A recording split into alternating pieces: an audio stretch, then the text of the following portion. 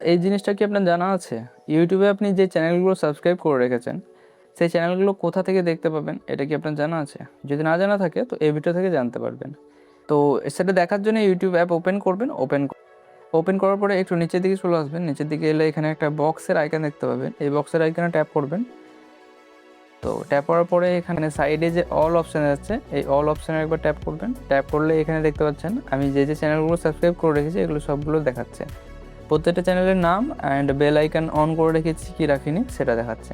আপনি এখান থেকে চাইলে আনসাবস্ক্রাইবও করতে পারবেন।